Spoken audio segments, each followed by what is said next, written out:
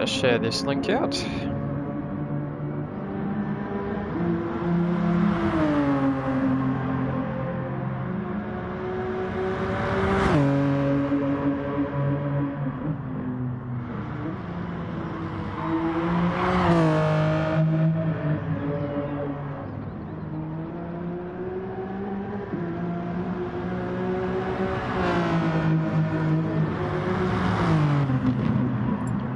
Go. 4 minutes to go now until we get going for round 3 of the Project 1 GT Championship.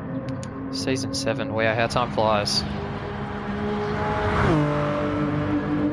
Hopefully I've got the mic volume okay here.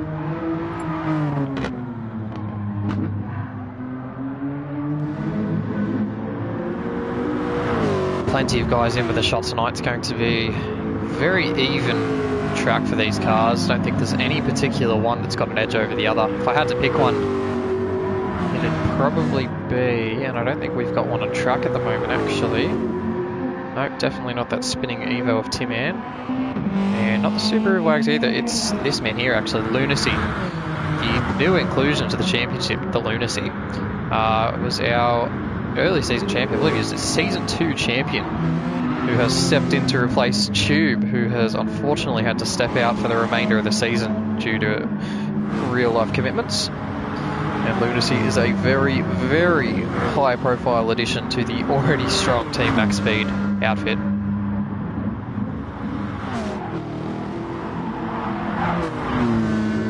A couple of guys though will be on a charge to make sure that Lunacy doesn't get too easy of a run.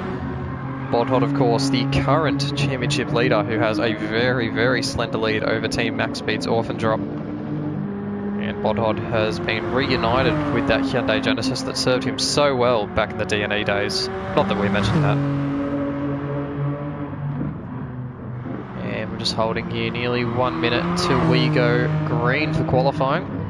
As Bodhod there passes BCP, who's off to driver's left.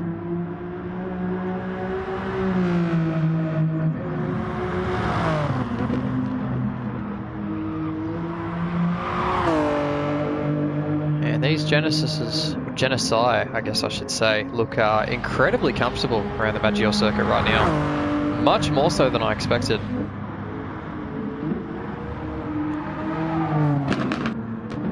Of course, we've got Dynamite also in a Genesis, going apex hunting. Tim Ann is still burning his rear tyres, and we've lost Jamo there. That's a lose for Jamo very late into the proceedings. Okay, that's awkward. Hello BCP, thank you. And we'll be hoping we can get Jamo back in too. He hasn't really been the one that we've been watching for technical difficulties. It's actually been Blocky Rex.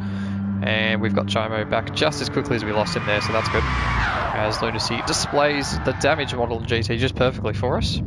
Thank you, Lunacy. And we'll have a quick look at this man who was our first comment in the chat. Could be our first and only for the night. In his Pertec, everything is fine. Evo, that's probably one of the best shots you'll ever get of the rear of this Evo. Hashtag everything is fine. Wonderful, wonderful. Well, wonder who gave you that decal. Wagsy here. Now Wagsy's a bit of an interesting discussion at the moment. This man got his first ever podium on Friday night in Project 1 history in the MTCC. And I don't think we've ever seen a more popular podium than having Wagsy up there. Would be very nice to see him continue this form going into the GT Championship. Of course, driving the Kennedy Motorsport WRX here. Seems to be a bit of a theme here with the Red Bull support growing. Castrol as well, as we've seen. And these boys just doing their entry checks now, making sure that everything's all Gucci and we're good to go. Wagsy there will probably jump off.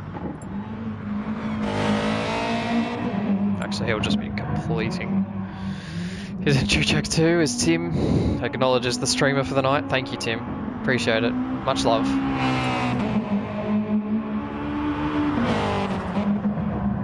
Tim, who hasn't really had the easiest of running so far, sitting P6 in the title right now.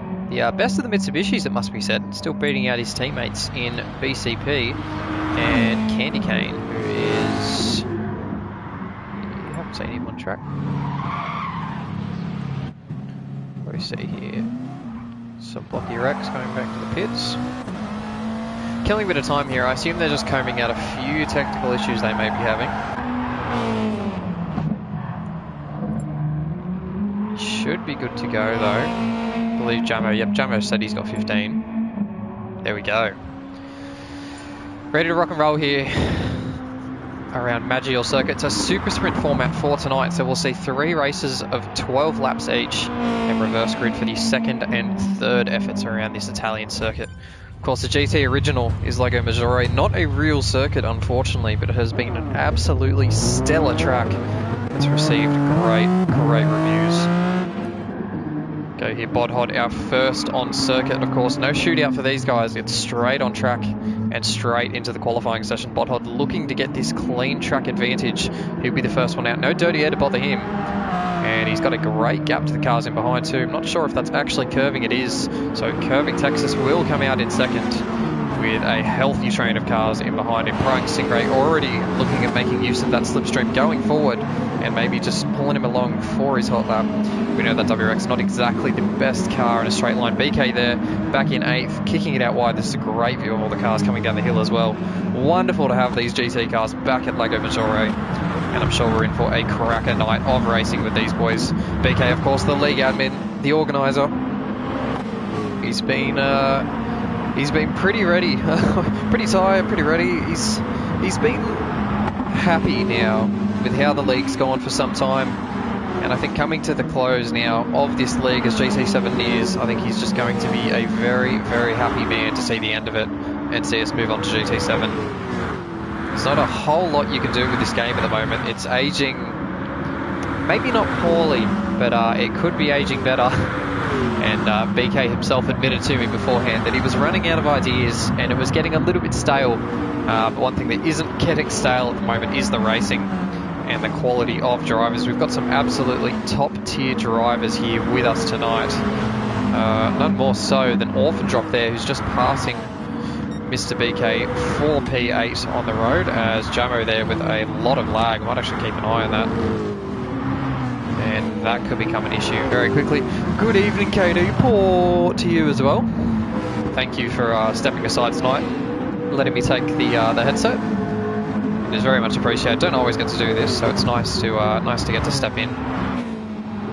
As Jamo there bowling a wide, or is that lag? I can't tell. Yep, that's Jamo bowling a wide. And off the pits. Actually, that's some smart driving there from Jamo, who allows everyone to pass him on softs. We'll go now to the first driver that we can see here, who's actually on a hot lap. It's Bodhod, the championship leader. And I wish we had some sort of illuminated numbers. That'd be very cool just to see. No, that's okay, Kato. You get to enjoy it for once. You don't have to worry about running your mouth for an hour and a bit. Keeping up with these guys, you just get to sit back and enjoy. Although I'm sure it would be much nicer for you to actually be in the lobby. So that is one thing I'm personally enjoying quite a lot. We'll go on here with Bodhod. Actually, maybe not yet. We'll catch on for maybe one of these guys who've just come into the pits. I'm probably thinking Prying Stingray might grab him for an onboard lap as he goes around the next time. That WRX, a absolute handful around this track. Not a lot of straight lines, so you've got to make up for it in the corners, but as Bodhod we're watching now, you can hear that Ford GT in the background absolutely thundering down the straights. This will be interesting here. So Bodhod into the braking zone, just touching 265, and that Ford GT of Curving Texas nearly at 270. So the Genesis is definitely not a slow car in a straight line, but that GT has got something extra in the tank right now. And of course it pays for that by having a lot less in the tank. One of the huge talking points of the first 2 rounds has been the Ford GT's inability to save fuel. And Curving Texas himself has been pretty unhappy with the fuel economy, but seems to be making up for it with some pretty wicked pace at the moment. Tex is feeling comfortable around this track so far. It's been a gelling period that's not really caused any hiccups as he throws into the final corner there. Can he keep it between track limits? And he does, picking up a bit of grass on the way. We'll see what Bodhod's time is first coming through. It's a 56.1 there for Bodhod. Curving Texas absolutely thunders through for a 55.2, and that is exactly what he would have wanted to see. Blocky Rex at the top there, 55 flat, and Orphan Drop can't beat that 55.8. They're flying through down the times. Lane to P3, Banana to P4. Plus we're going to see Perezzo there, can't beat anyone, goes through to P7. BK next on the road to complete lap. And he already did, my apologies, so it's BK and P8. And where can we see? We've got a car off there, actually. Can't see if we can grab that. Oh, it's Wags. Wags there, who's unfortunately rotated there in the final corner of the lap. And that's not how you want to do things, Wagsy. And we'll see, we couldn't quite grab the start of that spin there. We'll see if we can go back a little bit earlier. And you see him there, yeah, he's just boulder wide coming to the final corner and straight off into the wall for JM Wags. And that's not really an ideal start here to proceedings. What is an ideal start though is Blocky Rex in provisional pole right now and a Revo 1-2. So Blocky and Curving continuing their good teamwork here and staying first and second. These guys have been great teammates over time. They've been driving for Revo Satellite Racing and it's been a pleasure to see them do what they do best. Quite a long track here is Lago Maggiore, so we've only got just over 4.5 minutes now remaining in qualifying. And that should be enough time for Lane Everingham here, the Team Max Speed team owner, to try and improve himself. A very nice P3 at the moment on the grid. I don't think that's anything to turn a smile upside down for. And we'll go on board with Lane here. You've got that rear view mirror looking backwards. Not sure who we've got chasing there. Looks like one of the FP Autosport cars. Just focus on how Lane's focusing on this track at the moment. And there seems to be a bit of lag playing the difference here. We're not quite seeing the smooth inputs we're used to seeing from Lane. And it is actually BCP there in P4. That's who we were seeing through the background. Seeing much smoother here. We might see all these guys dive in here. And yep, BCP will join them as well. Bodhod has continued on, so he's going to be really tight actually. I spoke about this in a couple of my track laps beforehand. The difference between making it around for another lap is very, very marginal. So these guys aren't exactly guaranteed another lap here, and Bodhod's going to have to play very carefully with how he manages his time. He's going to be pushing all the way in, especially sitting back in P9. He hasn't been able to nail a banker lap yet, the championship leader, and currently his title protagonist actually Orphan Drop in P7, so not where you'd expect these two boys to be. The closest then in the championship actually, and it's P3 in the championship, Dynamite in P8. So your three championship rivals are all sitting 7th, 8th and 9th, while the man in P4, now I think this is the Mark Winterbottom of the situation, the underdog, is Curving Texas in P4 in the title, sitting P2 in qualifying currently. So this is exactly what Curving wanted to do coming to Maggiore. Interesting, very interesting here. See here, I believe that's Bodhod streaming up ahead, who's copped himself a penalty. Those aren't too difficult to burn off, so he shouldn't have any troubles with that. And we'll just see when he's going to be able to burn that off. He'll have to burn it off before the lap begins, or it's an invalidated lap time for his next one around. So Bodhod will have to be pretty careful.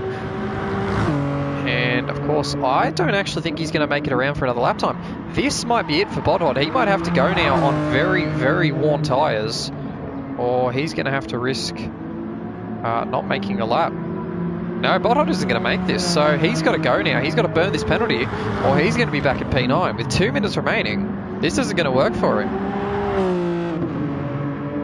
And he's coming into the pits now. That's not going to work for Bodhod, so he's run out of time. Bodhod's going to be starting no higher than P9, so a shock there for the championship leader. And his protagonists as well, mainly Dynamite and Orphan Drop, will have a lot to gain here. We'll see how they go. The first one crossing the line should be Curving Texas, who will lead the train coming into Sector 1. It's hard on the brakes. The big American V8 runs it slightly wide. Gets it turned in for turn 2 very nicely. Power out, little bit of wheel spin. Best way to get the nose around. See all these guys streaming through the first complex. That's a big slide there from Curving Texas. Four-wheel drift sprintway style Jamo there improves to a 56.1. A little bit better there for the third Revo Satellite Racing driver. And we'll see now what the time says for Curving Texas, and it's slightly up there. So a very tidy first sector there for Curving. See the other Revo car coming through, and Blocky as well, a 10th purple, so that is a great first sector from Blocky. See how he goes there, coming up, using second gear, interestingly, coming through the bowl. So not worrying about the torque, just got to hit that absolute peak power as he goes down to third there. Just protesting a little bit as he tries to get the nose in, throwing it through a little bit of a lift on the throttle. That's really close to cutting on the inside there. So Blocky leaving nothing on the table coming through the S's, just what the tyres wouldn't let him. Let's go here over a tenth, or nearly a tenth and a half purple now for Blocky Rex. Anyone coming through, we've lost the sectors, and Dynamite's actually a little bit further ahead with Tim all over him at the moment. So Tim's going to be causing a little bit of trouble for the P3 man at the moment. Dynamite, who's sitting P8 in this quali session, and he won't really be wanting that pressure coming in. We'll check now with Curving Texas leading the lineup still. This will be his final lap. Everybody on laps now. This will be the final lap of the session for these guys. They've got to get something done. We saw Curving was a little bit up on his own time coming into the third sector. Seeing how he goes. The final corner, he's chucked it in real deep, hooks it up over the curb. That is a really, really tidy final lap, actually, from Curving Texas. We'll see if he can touch his teammate, Blocky Rex. And he just improves. It's not enough to do anything about it so far. Dynamite coming to the line with Tim behind him. Neither of them improved. Blocky, can he improve? He's like a 54.6 for Blocky. That is Lightning Lane with a 54.7 as well. Great lap there from the Team Max Speed driver. Who have we got coming through still?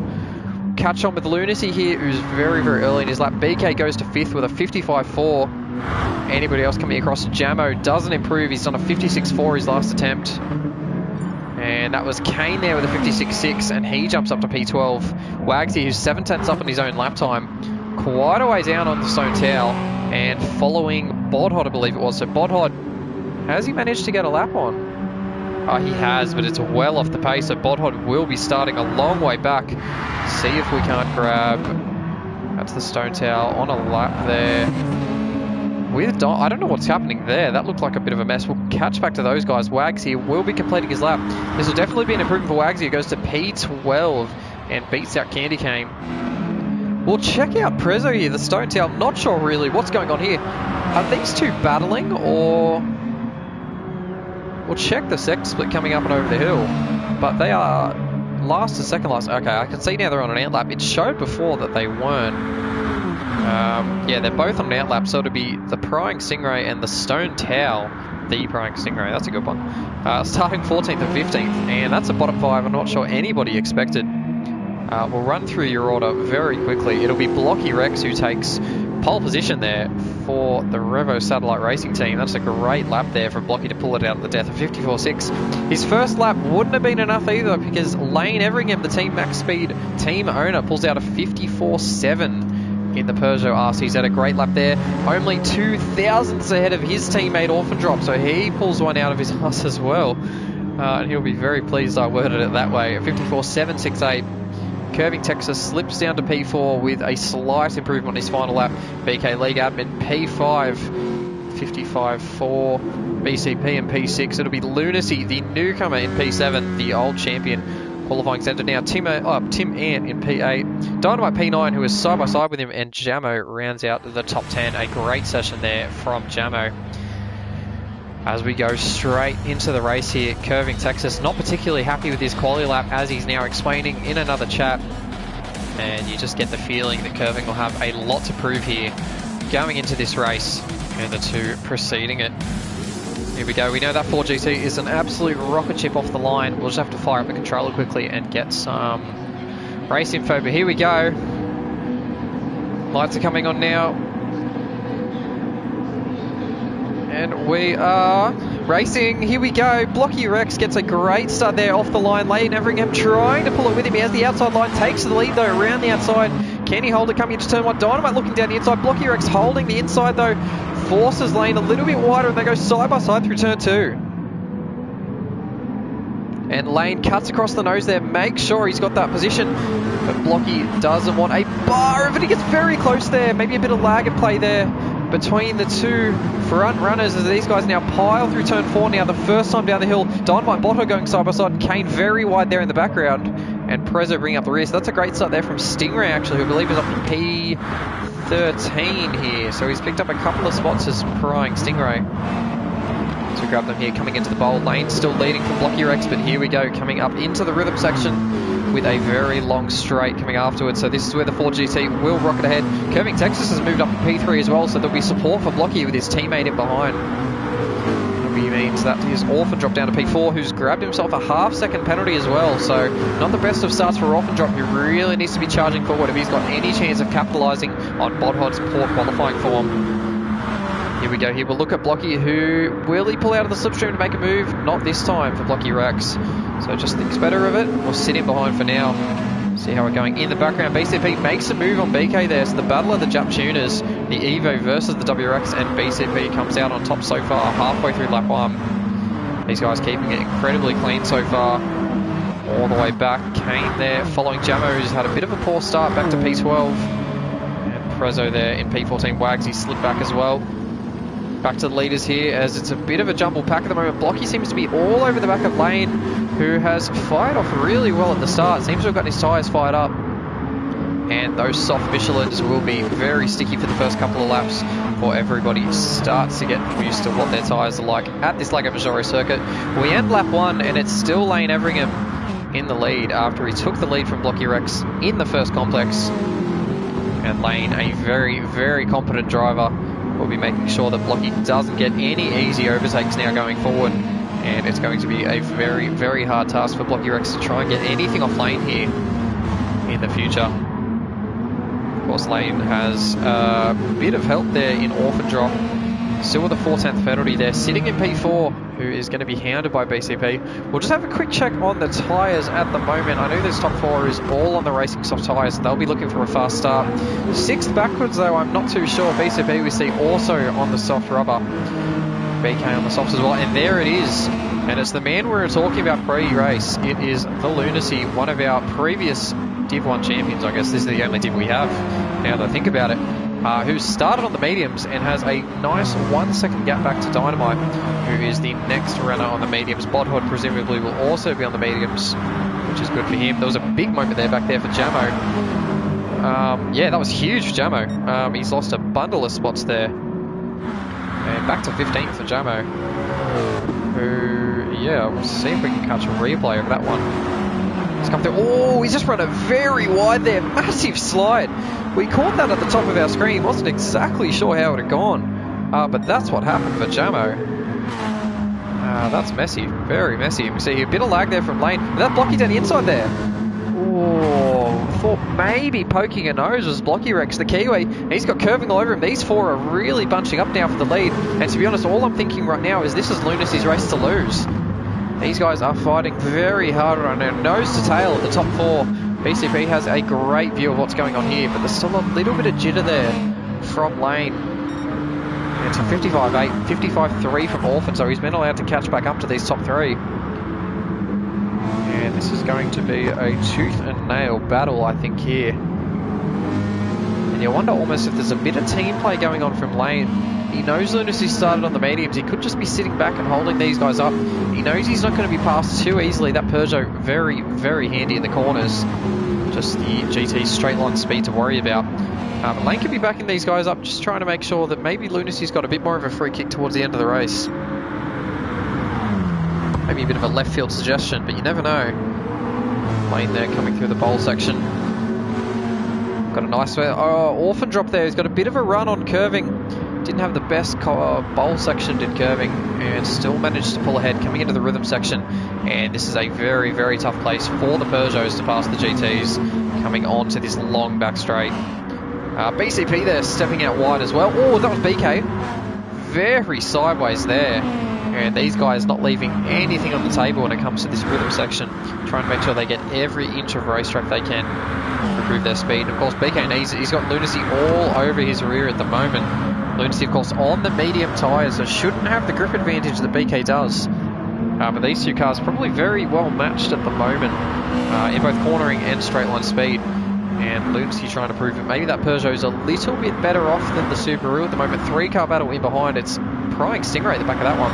And it's 2 FP cars. There we go, prying down the inside there. Is he going to get it done on Dynamite? He does. Not without a bit of contact though. And Dynamite, yeah, just scratching the rear of that WX's diffuser. And it's a little bit messy up and down the field at the moment. These guys just sort of rubbing panels and rubbing paint. And we'll see how it is at the front at the moment. Lane's picked up the pace a little bit as we see a first couple of guys diving into the pits now at lap 3. So I believe that was, yep, Lunacy, Kane and Tim. And there was Prezzo as well diving in. So our 4 medium runners, and there should be a 5th one in Jamo actually as he dives in as well. There we go. And it's now down to the soft runners. These guys need to be absolutely throttling their cars. If they don't get a good run here, they are going to lose these top 5 spots to the medium guys.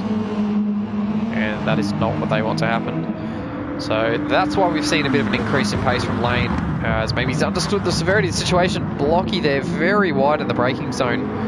And often drop again, getting a bit of a run coming out of it. And maybe curving, just struggling a little bit more than he might like through this bowl section. Not able to get anything done.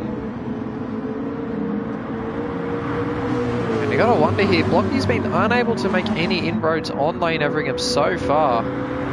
What's the play going to be for Blocky here? I'm just thinking, what's going through his head to try and get anything done? See here, he's pulled out of the slipstream there. It's going to be now for Blocky as he scratches the ground with his 4GT. Runs a little bit wide lane, trying for the over-under. Of course, that 4GT straight line punch will get him back alongside eventually. As we see there, it's still side by side coming through here. And Blocky will end up with the outside line. Curving, sticking a nose in there as well. Is that a bit of lag? As it's 3 wide here coming into the final sector of Maggiore. Curving, Texas going for the lead. And the Revo boys now side by side. Is it going to be Curving that pops out with the lead after a 3 wide pass? No, it's Blocky Rex still. So Revo ends up with a 1-2 and Lane's been shuffled from 1st to 3rd. Great team play there from Blocky and Curving. And that's what we've seen all season so far, for 2 seasons straight actually. These guys just working together when they can and getting stuff done. It's currently Blocky now who leads the pack, with Curving Texas, his teammate in behind. We see a couple more people diving into the pit, so it's Dynamite and Prying Stingray who jump in. And the fresh soft runners, actually Jamo hadn't pitted yet, so that's going to hold up Lunacy big time. First of the fresh soft runners will be Lunacy, who's got Bodhod for company. And we know these two are very good friends actually. They'll be working together. Bodhod knowing that Lunacy is probably a little bit better off in the straights, and actually better off in the corners, I beg your pardon. And Bodhod knowing that his car is a little bit more of a straight line menace. And these two can make a lot of inroads on the top pack, just working together. But look at this gap already, and that's Lane actually who's retaken P2. So Lane has gotten himself in between the 4GTs and created a max speed sandwich now. And I know a lot of people are going to hate the fact I use that reference, but he is between 2 identical 4GTs, so it is therefore a max speed sandwich. You can even say it is a Revo sandwich there with Lane and Blocky. That's not Blocky, that's Lane and Jack either side. I'm not even going to get into this. We'll continue on here, looking at our top 4 battle, and there's actually a little bit going on back behind as well. If we check in with 8th and backwards, so Lunacy's still leading these guys, and it's a very, very thick train going backwards. I think 8th back to about 13th is all kind of bundled in. A Hogwarts top 4. I don't think I could explain that if I tried, Katie. I've got no idea what that means. Not a clue. Not a clue. But this is a very dicey top 4 at the moment, as we're seeing. Probably not expecting any of these guys in for at least 3 laps to come there, as Blocky with a huge lose coming out of the final corner. That was a big moment there for the Blockman. And it gives Lane a little bit more of a sniff. And he might just think, how can I get underneath this 4GT? How can I make it work against this big burly V8?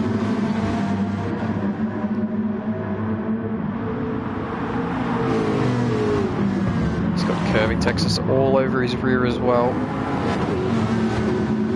Not going to be the easiest of passes if Lane chooses to make it before the pit stops. And one thing we're kind of ignoring at the moment as well is the fuel factor.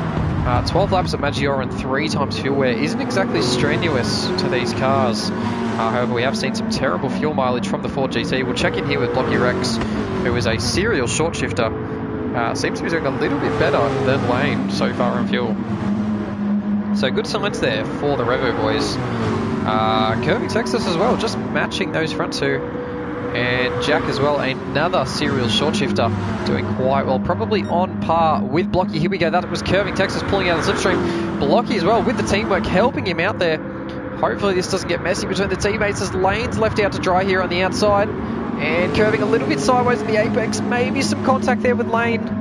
And he's not gotten the run out of the corner, so it's going to be a tough pass to make from here. And Curving will just have to slip back inside. And I get the feeling the tyre wear might be playing a factor here. No. So Lane's actually using his fronts a little bit more. Curving trying to make the difference here himself. And there's more contact there between these two. And Curving there will take Pizu down the inside unless Lane can hold in there. And he's actually gone off track there. Not sure if there was a flash of the lights there as well, but Lane very awkwardly ended up off the track.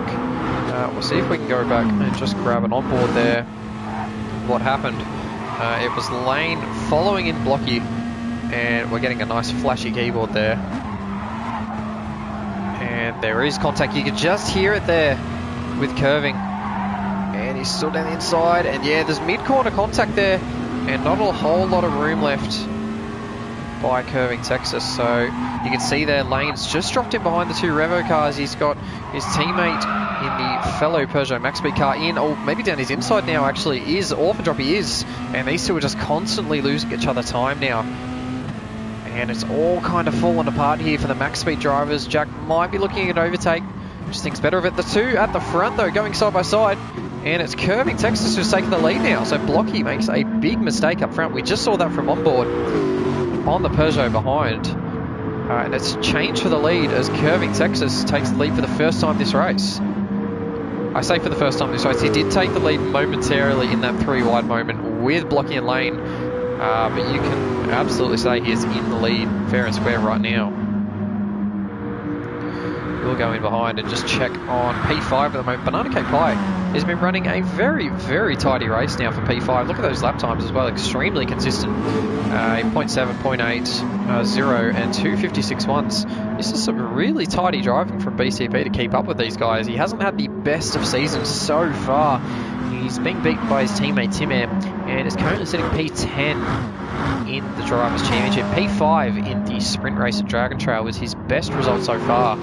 And P5 at the moment for a legitimate qualified grid is very handy indeed.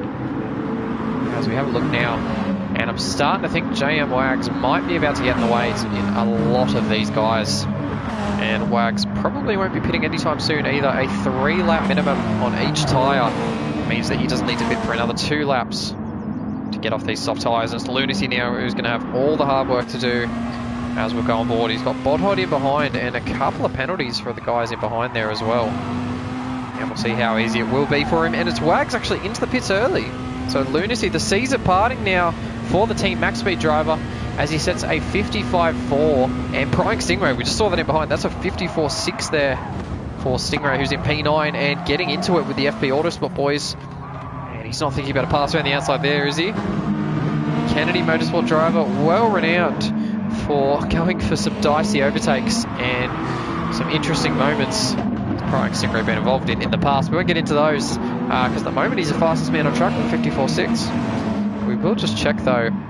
Lunacy with a 55.4 and he is definitely clawing time out of Curving Texas and Blocky Rex in the back. That was a 57.1 actually from Blocky last lap, so a few struggles going on there for the Revo driver in P2 right now. And I can't even tell if his tyres look worse. Maybe his rears are a little bit worse off than Curving's. But Lane as well, using his fronts really harshly at the moment. Lane Everingham struggling with the front tyre life, which is not what we expected to see from the Peugeots. And if we look as well at Orphan Drop, yeah, he's using his tyres a lot less than what Lane is. So interesting levels of wear now at the top of the order. And those Revo cars looking a lot better off than I think a lot of people would have thought. That was Stingray there making a pass for position on Dynamite. And Dynamite's going to fight back with it. He's got the assistance of Bodhod now around the outside. And Bodhod, is he going to make the move as well? Bodhod from P9 trying to make his way up into P8. And just slips in behind the Kennedy Motorsport driver. Coming in now to the final sector. The lead bunch doesn't look like any of them are going to peel off. Or does it? Yep, there we go. So Orphan Drop, Blocky Rex and Lane all peeling in now. and running the earlier strat. And I think that's the smarter option here, because curving, unless he gets a absolutely rocket ship soft lap here, he's going to be in struggle street. So he might have the fresher mediums, but he's not going to be liking it this final lap on softs. It's a 56.3 last time out, so he's dropped a lot of time. Again, Lunacy here, who comes out, and we just see, it looks like those three have all come out ahead, so there you go. Yep, that pack is just out of Lunacy, who's on soft tyres, I remind you. So he is going to be incredibly quick in these closing 3 laps.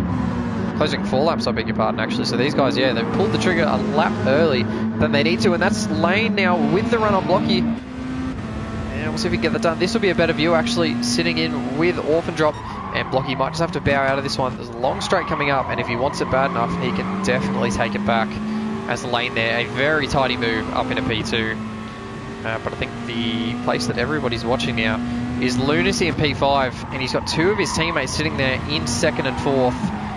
And I think it's time for Lunacy to start striking as he gains on these guys. Prying Stingray, who has up until now been the fastest man on track, a 55.8 last time, mate, so last time out. So maybe lost a bit of time, and he's scrapped with Dynamite, who he himself did a 55.8 as well.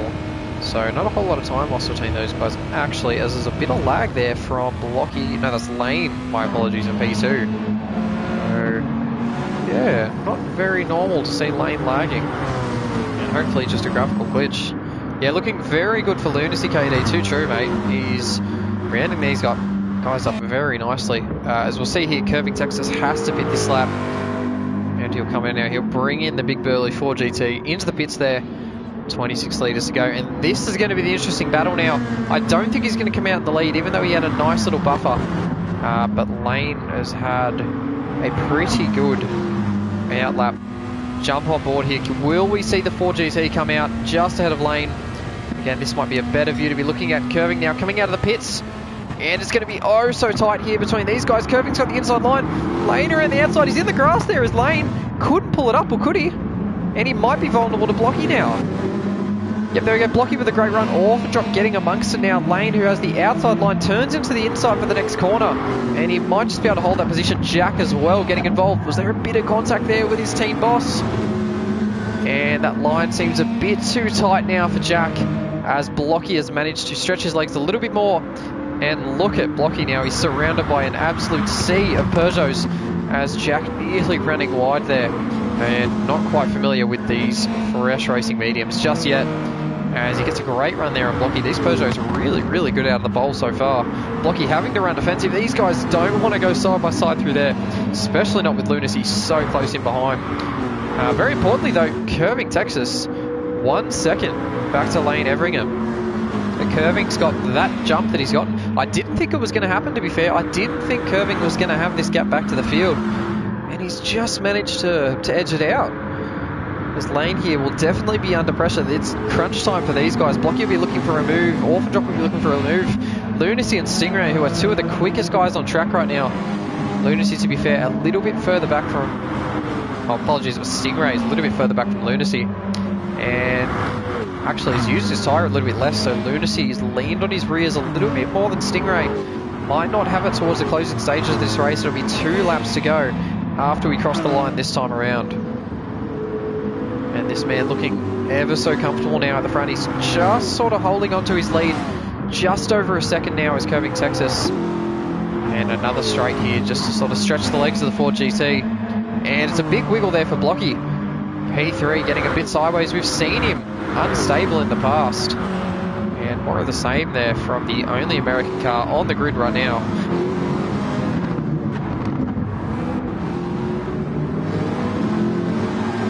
Here, and Lunacy just trying to see where he can get anything done. He's right up behind Jack now and looking to get the move done. I think maybe his pit stops come a bit too early. Those softs don't look like they've got the best in them at the moment, which is funny given there was a 55.3 only, what, 3 laps ago. So lap 8 was a 55.3 for Lunacy, and Stingray a 55.6 last lap. So Stingray still got a lot of pace in that Subaru WRX.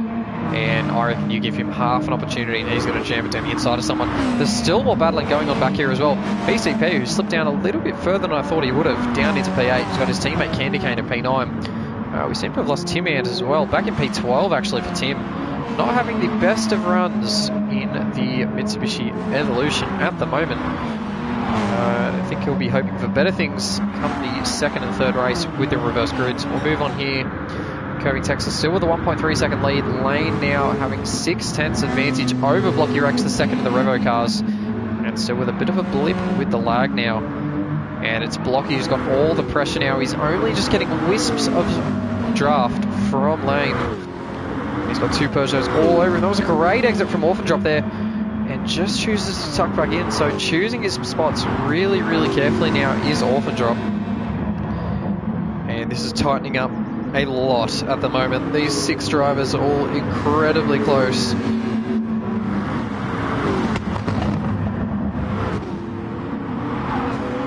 As we come in now to the final lap, and it's going to be Curving who leads us around now. That Ford GT on the fuel light. It's going to be a maybe a nail-biting final lap here. Lane Everingham also on the fuel light in the Peugeot, the first of the Team Max Speed cars, but he's got Blocky Rex all over him. Will he be able to hold on to P2? And will he let Blocky be the bridesmaid for Curving's first ever win? We'll see. Not far to go now in this one. Jack trying to stick the nose there. Is there anything more he can do now in the closing stages? It looks like Stingray's actually made a move on Lunacy there, so my apologies, I've missed that. And Stingray still setting 55.6s, and he will not hold back either. So we'll see here as he throws it down the inside of Orphan Drop, and there's contact there as he escorts him wide. And Jack just manages to keep it back on track. That might have been a bit much of a send. He might lose the toe to Blocky here. And we'll see how he goes in the rhythm section. In theory, should be the section where the WRX is one of the strongest. And you can see it there. He's gaining bulk on Blocky. Down now to half a second and firmly in the toe. We'll check now at Curving. 1.4 ahead. This is looking really tidy now for Curving with only a minute to go in the race. Lane and Blocky second and third. Curving still in the lead, but it's Stingray there. Oh, what happened there? That was Lane. Lane there dropping back for no apparent reason, maybe burning a penalty. So he's burnt his penalty late as Lane and given Stingray P3. And now it's 3/10 here for second place. Stingray all over the back of Blocky, but if he can't burn his penalty, it'll be a full second that Stingray cops, and it might be Lane in prime position to take this third place back. So I think maybe Stingray might be playing checkers and Lane's playing chess. We'll see here, coming into the final corner, is there anything more Stingray can do to take P2? We'll see. Is there a last minute dive? There isn't. And it's going to be Curving Texas though. He took his first ever podium in the 4GT at Le Mans. And he's going to take his first ever win in it here at Maggiore. It's Blocky for P2. What happens with the penalties here? Stingray holds P3. Got it done before the line. Lane elevates himself to P4. Lunacy P5. Orphan Drop in P6. Dynamite up into P7. BCP with P8. It was Candy Cane for P9. BK with a bit of a quiet P10. Timan dodgy P11. As we'll see, Perezzo now coming across for P12. Those fronts looking like they've seen better days. Wags in P13. And the championship leader coming across with a lot of engine damage, actually, in P14. It'll definitely be Mr. Jamo here, who comes around the final corner in P15. We'll see if we can catch what happened here to Bodhod. No, he's copped it already, so some early engine damage there for Bodhod. And the championship leader's taken a massive tumble. And without a doubt, that will be a new championship leader now going into the second race of the night. But it is, of course, a massive congratulations to Curving Texas, who takes the 4GT to the top spot.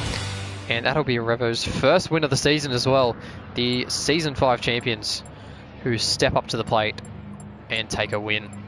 That's a very tidy drive there. Blocky as well on the podium. Makes a double podium for Revo. Very nice.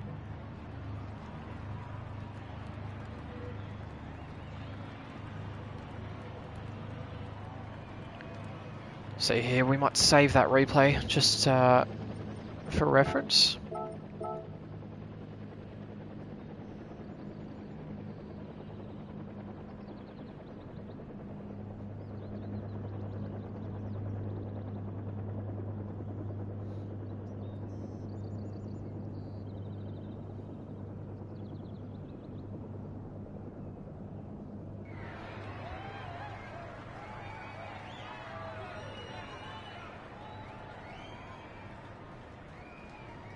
Sorry, just taking a breather here and chatting to the Revo drivers.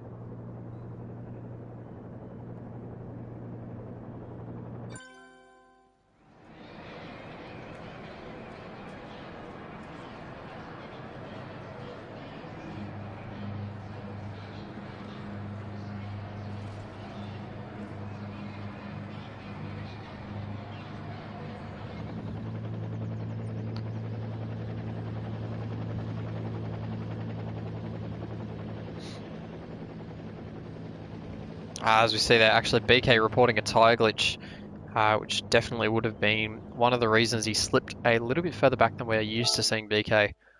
As we look there at the results, and it's completely slipped my mind there. That was a Revo 1-2 as well, one of the first in a while, and a Kennedy Motorsports car slips up onto P3. And it's max speed 456, so you'd think as well that's still going to be a very, very strong round for Team Max Speed. And this inclusion of Lunacy is going to be quite interesting.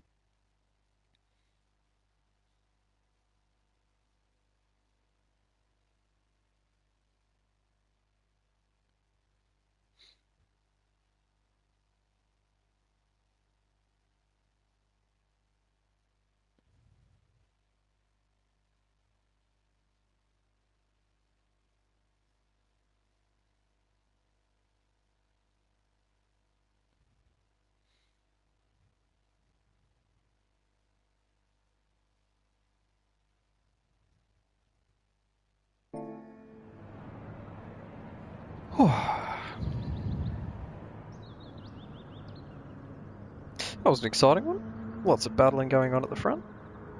As we've got a nice little left foot cramp, sort of travelling to the toes at the moment. Oh, that doesn't feel comfortable. One of the max speed cars on track. I would kind of assume that's Lunacy grabbing a few extra laps.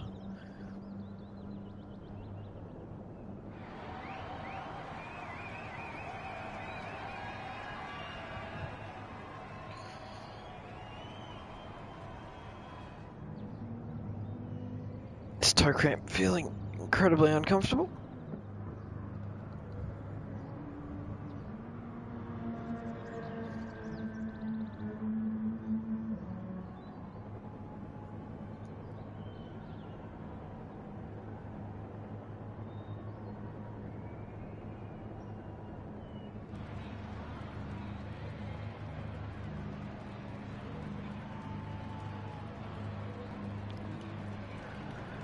I'm just taking a moment to relax while these guys are all doing their things.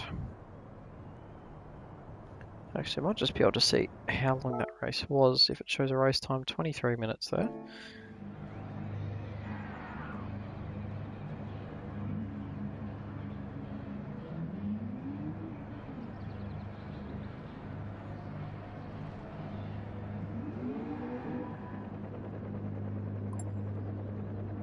And 1 minute now till we get going.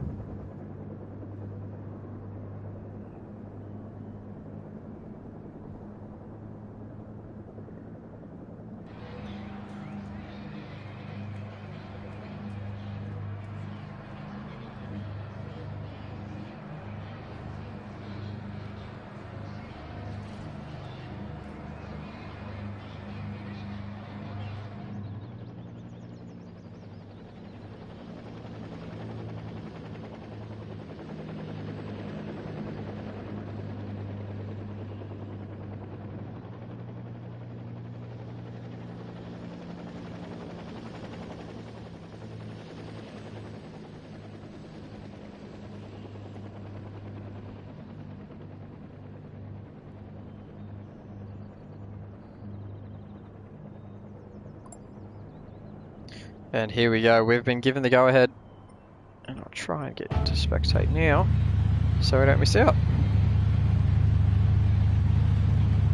Hopefully BCP is paying a bit of attention.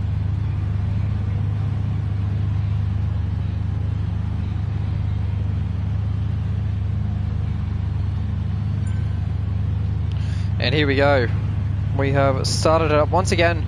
Race 2 is a reverse grid for these guys. You can see the tyres on the right there. On the left, Orphan Drop, Curving Texas, Lunacy, and Kane we could all see on the medium tyre. So looking for a fast finish as opposed to a fast start. And normally it is that the quicker guys start on the mediums as they're towards the back, and the less quicker guys start on the softs. That said, we might see Bodhod here starting on the soft tyre, trying to make dividends for what happened in his race. Jamo there on pole on the softs. Bodhod also on the softs. Wags on the softs. Stonetail, the first of our medium runners. This will be an interesting one to watch as Jamo here lights it up and gets him going. Jamo with a great start. Look at the gap he pulls there on Wagsy, who was actually P2 at that stage, and Jamo with a country mile between he and P2 as we've actually got someone stuck on the grid there, and it's going to be a red flag. Bodhod stuck on the grid, and that is disaster for not only Bodhod, but for Jamo as well. That was a cracker of a start.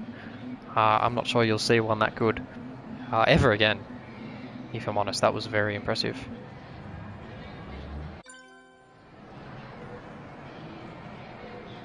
There we go, all out, and Bodhod hopefully with a non-recurring issue.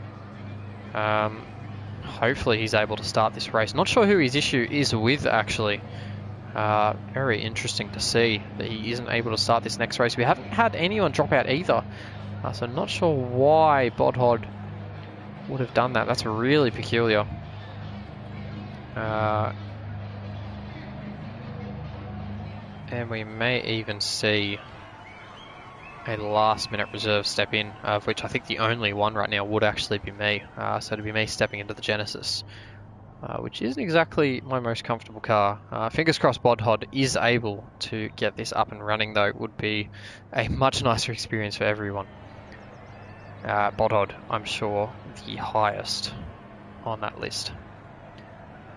As we'll wait now for him to re-enter the lobby and hopefully take up his place in the FB Autosport car.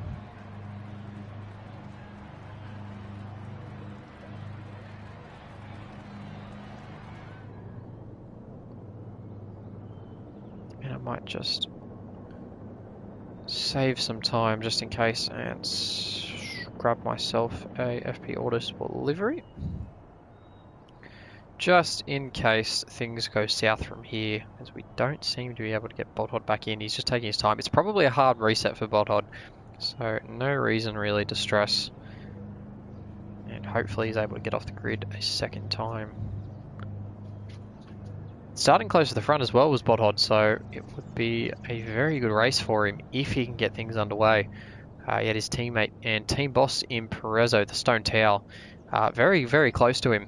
Starting in the mediums, the first of the medium runners, so Prezzo clearly trying to bank on a fair amount of pace that he would have had. It wasn't the best of first races for him, but things can definitely turn around in the sprint as we see the Bodhod rejoining the lobby. I don't see an entry message for him, but that doesn't always mean it's not going to work. He might just not have an entry message, which is the hope we're going to go with.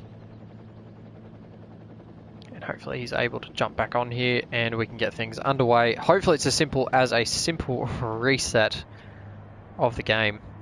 Always makes things a lot nicer.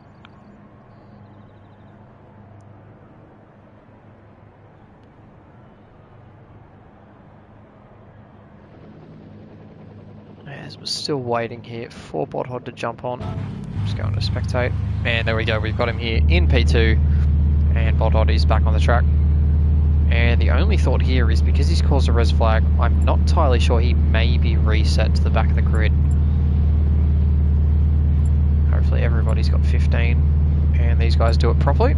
It's never ideal actually, if anybody in the admin team's listening right now, never ideal to be doing entry checks while everybody's in pit lane, because the default place for a car to be, if you can't actually see them, is in pit lane. So if you guys were all out on track and you did an entry check, it'd be a lot better. But obviously a bit late, and we can definitely crack on without that. See a bunch of these cars. The Ford GT's quite loud.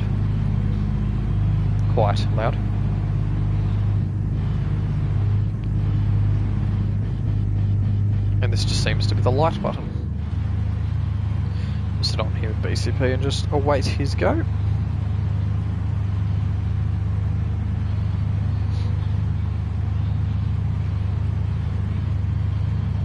Actually double check the tyres here because it's often dropping P4. They'll be starting P11, I believe. He'll be on the mediums. Curving Texas, of course, starting last, also on the mediums. We see as well Lunacy and Kane on the medium tyres. Blocky as well, joined by Stone Towel, Wayne, BK, Dynamite, Stingray, and Tim. So a lot of these guys on the mediums. You're better off remembering the soft runners: BCP, Bothot, Jamo, and Wags. And we'll keep an eye on these guys and how they progress throughout the race. Here we go, it's take 2 now for race 2. And hopefully we're able to get the race underway. Saw a horrible, horrible punt from BCB. And I realise now why the start was so good. It was Wags who got a nice start. Of course, Bothod would not have been able to go with Jamo, and Stone Tower would have been caught in behind him. And here we go. Can Jamo replicate that start that he got oh so right last time? The revs start building. 15 cars now waiting to go. We'll look at Bothod actually. And we are racing now at Maggiore. And Jamo now with a great start as well. 4/10 back to the field and sends it into turn 1. And that's exactly what you want to do when you're starting on pole position for race 2. And Jamo now leads the field away from that turn 1 2. It's getting a little bit clustery back there with BK and BCP getting amongst it in the 2 Japanese shooter. BK cutting the corner by a long way there. Maybe lost his bearings a little bit. These guys all filtering through turn 4. Quite sideways out there for Tim, and curving, using a lot of the track as well. Not able to make any inroads so far in second last with his teammate Blocky. BCB still in the middle of the field. Looking for a move on Prezzo maybe. That was very close there. Tagging Prezzo, and these guys all fan out in search of some space. Let's check up here with Wags, who has a nice little pocket of space now. 1.6 back to the Stone Tower, who was the first of our medium runners, and our 2 soft runners up the front, Jamo and Bothod, who will be having a bit of a battle, methinks, going forward. Jamo not going to be letting this one go too easily, you would think, but it's Bothod who's going to be jinking out of the slipstream and making the move. He's been late on the brakes here. Gets it done, and Jamo, you can just see, tried to get the over and under done. Couldn't quite get the nose down there, so Jamo will have to be waiting now if he wants to return serve to Bothod, who takes the lead of the motor race in the FP Autosport Hyundai Genesis. And Jamo with a decent run. Bothod runs defensive, so Jamo, is there anything to do from the outside? And just tucks in behind, so Jamo not able to get a move done there. There was someone a little bit wild at the back there. Candy Cane as well has had a suboptimal, and actually he's had a drama at the bowl there, as you can see him rejoining the field. We go back now with Bothod and Curving Texas. Actually, you can see up into P8 is Curving Texas, so he has passed majority of the people that he was fighting for the win, and he has had a absolutely gallivanting start. That is very impressive there from the race 1 winner, who's looking at Brian Stingray as well. Last season's teammate, mind you. These two were both Revo Satellite Racing teammates. It was Prying Stingray who managed to get wheeled out, and Curving Texas stayed wheeled in. There's no love lost between the teammates, as Stingray now looking to try something on Dynamite. He's pretty close now, just within 2/10. And the late dive not coming this time for Dynamite 296, who actually runs really wide there, leaves the door open for Stingray, and he's going to slip up into P6 here. No coming back from that one for Dynamite, although the straight up here, the Genesis will be a little more handy than the WRX, and should be able to pass him back towards the inside going into the bowl. Just wonder how much is Stingray going to defend this one. On the mediums is Prying Stingray. Dynamite, I think he was starting on the mediums as well. There we go. And in the slipstream is gaining on him rapidly. This could be a move here if he wants it. And he's actually gone for the bump there. As Curving tries to get aggressive down the inside as well, just in behind for P8. And not yet, says Curving Texas. Not yet. Bothod now out to nearly a 1 second lead over Jamo. All too good does that FP Autosport car look. especially in the lead. The colour fade that Bodhod has pulled off on this is very, very tidy indeed. One of the better looking cars on the grid, if I do say so. Followed by another one in Jamo's Ford GT. And he's found himself with a bit of space as well, actually. Jamo on the soft tyre. So the times he's running, it's a 56.4. Not too shabby at all. We'll just check to make sure that was right. 56.4, yep.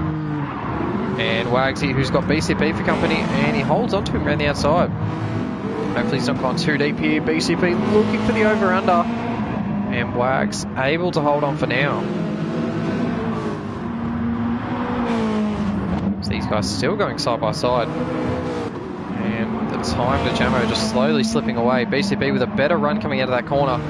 And might be able to get something done into the bowl though. Probably better off just holding on until the straight. And he still pulls out Wagsy running wide, giving him the space actually. Maybe a tiny bit of contact there, and BCP up into the podium positions for P3. Leaves Wags down at P4.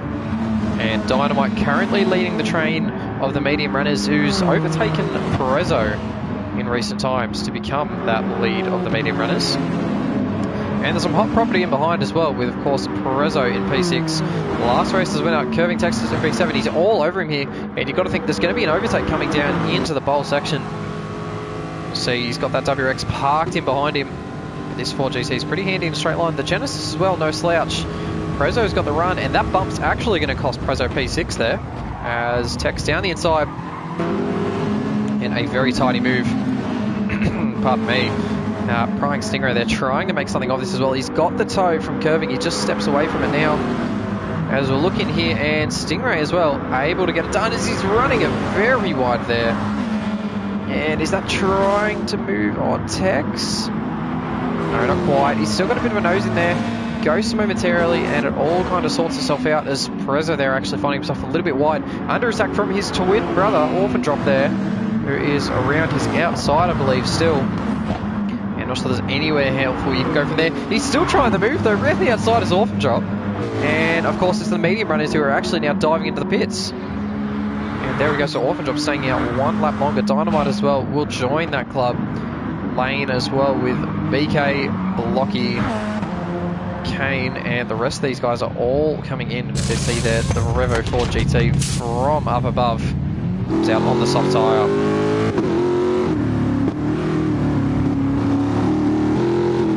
And are we going to get a better view in the chase cam? There we go. Interesting for these guys to be staying out, to be honest. The undercut is very, very powerful. Very interesting. And I think the times we'll be watching at the moment will be Bodhod's.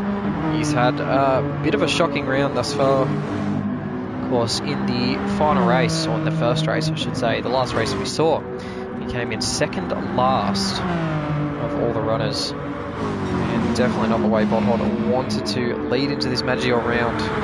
This is probably the way he wanted it to be going at this stage though. In the lead, 2 seconds to the good over Jamo. And halfway through lap 4 as it stands. Jamo as well, going to be very happy with how things have gone so far. Holding on to it so far with BCP is actually charging through very quickly. Yeah, he's looking after his rears. Those tyres looking very fresh on the Yokohama built machine. Go, just closing up to the back of Jamo now. And BCP looking quite racy. And not quite with the straight line speed that Jamo's got, but he'll do quite well to overtake that Ford GT if he can get it done. The straight line speed is quite an advantage that the Ford has, and makes it incredibly difficult to get anything done, as Jamo there actually runs a little bit wide. That's given BCP the run he needs. And we'll see if he can fire it down the inside. So 55.7 for BCP, so he is flying at the moment. Fastest car on track. As he tucks it in, Jamo holds it around the outside actually. Oh, there's contact there. Definitely side-by-side contact. And it's meant that Jamo is going to hold on to P2.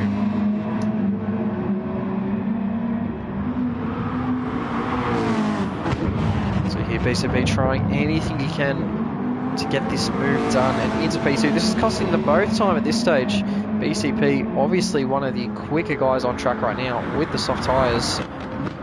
That is ignoring. Of course, BCP chucks it to the inside there. Not a lot of time to react for Jamo as he tucks it back down the inside for a very, very sweet over and under move.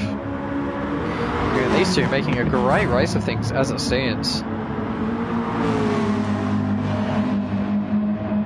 As Wagsy now is actually taking this opportunity just to close back in and hopefully grab a bit of toe. Just sitting at 9/10 at the moment, so he won't have it down this straight. But if these guys fight a little bit more into the bowl, which you tend to think they would, I think this could be on for Wags. As we see now the onboard from Wags, BCP looking down the inside, sparks flying from both the cars. They go side by side through the bowl section. Bit of contact on exit. This is a great way to be watching, and a fantastic vantage point for another resident Kiwi that we've got P1. Side by side still through there, and BCP just has to tuck in for the time being. And I believe we did see before is Lane still running around on the medium, so Lane going for a very, very late stop and going to try the fresh soft tyres towards the end and monster the field if he can. That all relies on these guys not battling though, and that's not exactly the case for Curving Texas. Curving setting purple sectors right now. We'll see if any of the front runners are going to come in off their softs, and it doesn't look like it. Lane now coming around, and he might be choosing to pit now. It is now. So the end of lap 5 is the time to strike for Lane, and this will be very interesting to see where he comes out in relation to Curving Texas. He was behind him before, and Curving, we'll see this is going to be a very quick lap. A 55 flat there for Curving Texas. That's quality pace we've seen now from the Revo driver. Just keep an eye on where Lane's going to come out. We see his other two teammates there, and Lane will come out. P11, Tim forces down the inside, and I think there was contact there, and Tim's going to go through for P11 now. Lane not particularly happy with that move, I wouldn't have thought.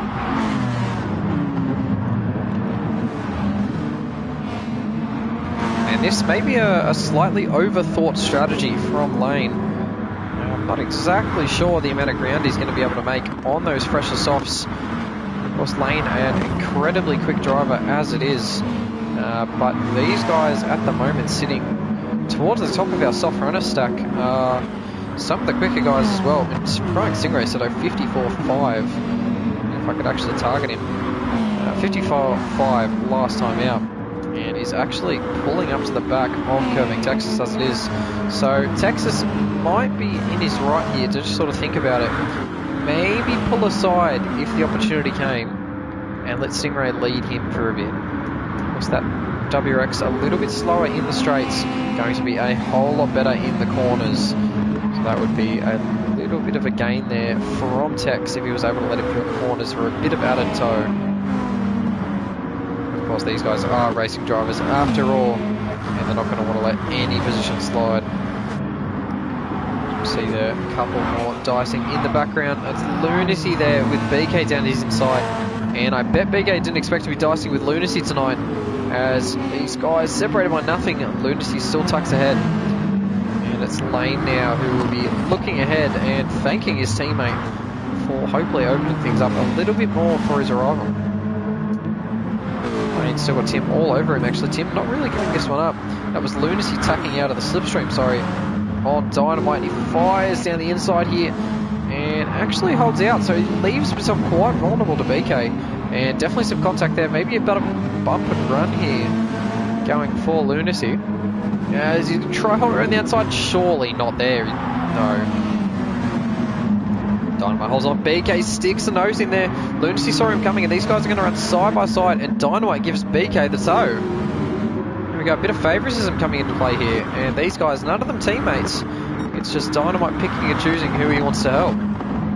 As BK slides down the inside here, he might actually get 2 for the price of 1 now, as BK has the racing line. It's Dynamite in 9th. Yep, here we go. Dynamite with the inside line though. Should take this position over BK, and does. So BK there, elevated into P9. Lunacy now with his teammate all over in P10 at 11. And I think there's going to be a touch too much battling here than what Lane needs. We'll see here now, prying Stingray going down the inside. Speaking of battling, the WRX has made it 6 straight away. Not sure Tex fought that one incredibly hard, but Stingray takes the, I guess, the provisional lead now. The only thing to worry about is where is this man going to come out. Potter, who's been lapping, I wouldn't say incredibly, on the softs, but he's definitely been lapping and now chooses to pit. And BCP follows him in. And Wags as well. Will Jamo continue? He does. So Jamo staying out that little bit longer. Trying to get the best out of the softs before he takes the mediums. Means the Stingray won't be elevated to the lead just yet. We'll see here now, actually, there's been a lot of battling. Bodhod's going to come out in provisional lead. There we go. This heats up a little bit now. Bodhod in P2, the FP Autosport car, has come out in the lead. I'm not sure anybody expected that. His times haven't exactly been setting the world alight. And to the mid to late 56s on his final lap.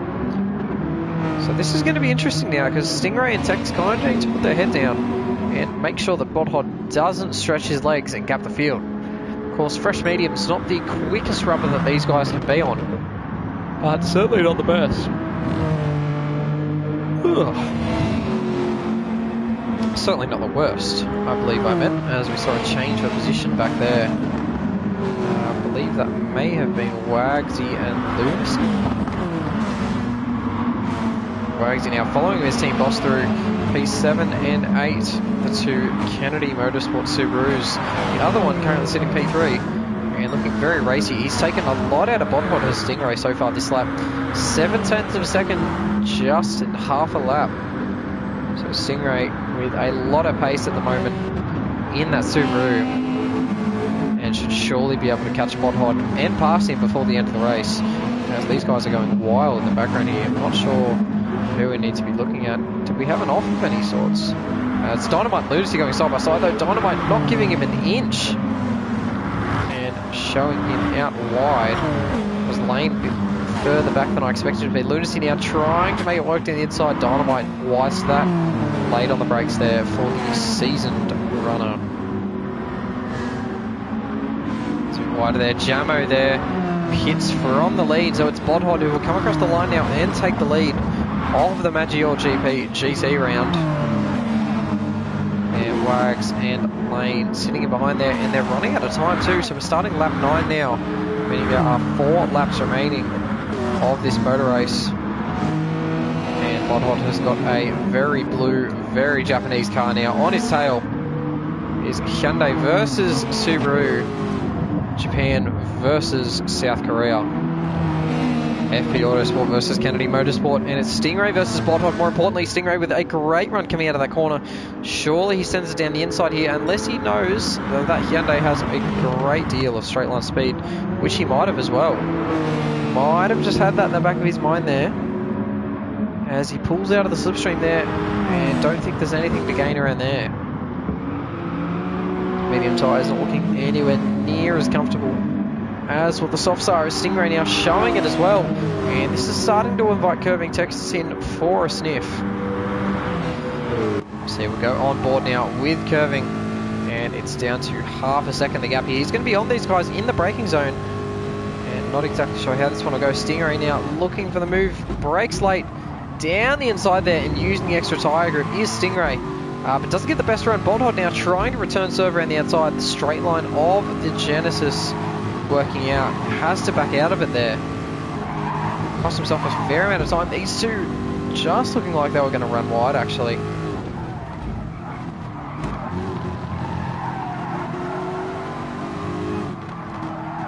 It's ever so close now between that top 3. BCP a further 4 seconds behind. And if he could hold on to P4 right now, it would be a personal best finish this season.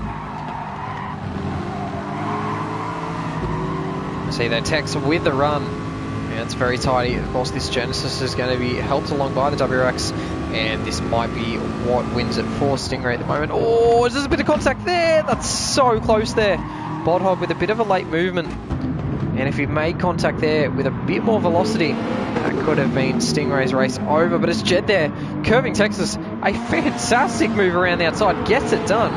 That was brilliant. Absolutely brilliant there. See how he got this done. So Bodhod runs a little bit deeper into turn 1. And it just holds around the outside. Bodhod giving him the room he deserves. Fantastic move there. Cuts ahead before turn 4. Turn 3. I know my corners. here we go. Texas can set off after prying Stingray once again after a bit of a speed bump, I guess you could say, in Botthod. I'm not sure Botthod would enjoy me calling him a speed bump, but we'll stop talking about that for now.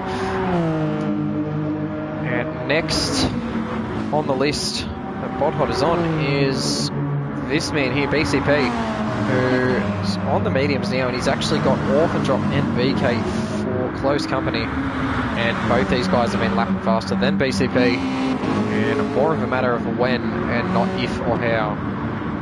There is definitely the matter of how, but I don't think it's worth guessing. BCP just holding out a little bit longer, staying defensive coming out of the bowl, trying to deter Orphan Drop from making a move, but those soft tyres are leaving him all over BCP. And they're going to leave BCP defenseless when Orphan Drop decides to make the move, which again, picking and choosing his overtakes very, very carefully is Orphan Drop. So you're coming through final complex, and it looks like Lane's just been able to elevate himself up into P7. Lane on these fresher, I say in inverted commas, soft tyres on 55 5s at the moment. So that was his first 55 of the race, and Lane with some decent speed at 56.3 is where he sits now. And BK now the one to overtake for Lane. Have a look now, how are the tyres compared to these guys? Now it kind of looks like the rear tyres on Stingray are a little bit happier than Curving Texas. Front tyres are a bit unhappier than Curving Texas. Very interesting. Of course, the WRX is known for being very frugal on its tyres and fuel, unless of course you want to try and rev the balls out of it when it becomes an absolute mission. The Ford GT known for absolutely sucking fuel. So these two absolute polar opposites at the front of the field, and currently separated by 1.4, so it was a bit of a sloppy first sector there for Curving Texas, and you can see there 0.76 down on his PB, and not exactly where he wants to be. Going now into the final lap and a bit. As you see there, that's an overtake for position BCP, and oh, he's been tagged there from BK. That was very close there between two people who consider themselves quite good friends, and BK's got a bit of a helping hand from Orphan Drop, and these two aren't going to give each other an inch either. Go on with Lane as well, who have a great view for this. Might be able to make some passes here if he can find the space.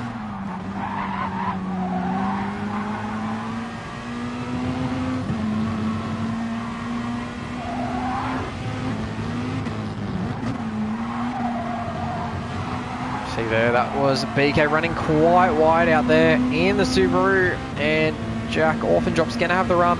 Lane, where is he going to go with this? He's going to help his teammate there, so great team play there from Lane. And he'll be able to hold this one down the inside. Bit of contact there between Lane and BK, and BK unable to fight off the two max speed Peugeots, slips into P7. The other Kennedy car doing quite well at the moment though is of course prying Stingrays, in the lead now by 1.1 seconds over Curving Texas. And I wonder if anything can go wrong for prying Stingray now with just over a minute to go in this race. Seems like a formality for prying Stingray at the moment. Curving Texas, of course, assured that formality as well in P2 with just over a second ahead and just over 3.5 seconds behind Botthod, who seems to have run a race that, although he hasn't had the outright pace, he's been able to keep his nose clean and so far hold on for P3, and looking likely he does it for the remainder of the race as well.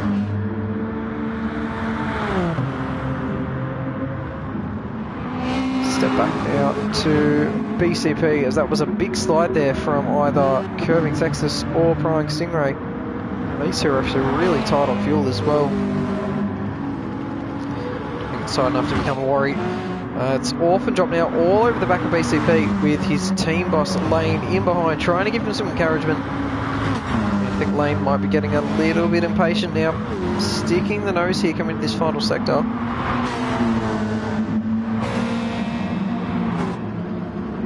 go. It's going to be very close to these guys. Orphan Drop trying to open up the exit as Stingray does take the exit here at Maggiore, the final race. And he burns the penalty, and it's so close there. Only a tenth and a half separating the front two. Stingray takes the win though over Tex. Bodhod holds on for P3 after a very smart drive. BCB, P4, and BK across the line with the penalty there and gives Blocky P7. Now BK not very careful with his penalties there.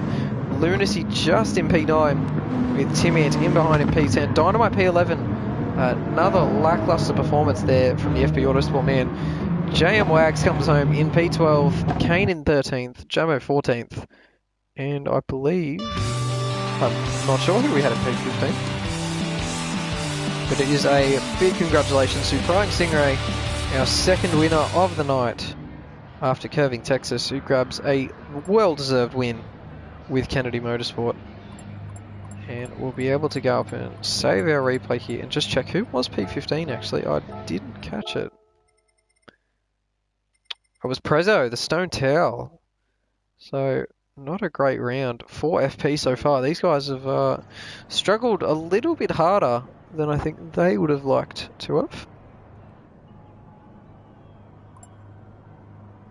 And we've got another 5-minute break now before we get going one more time around Maggiore.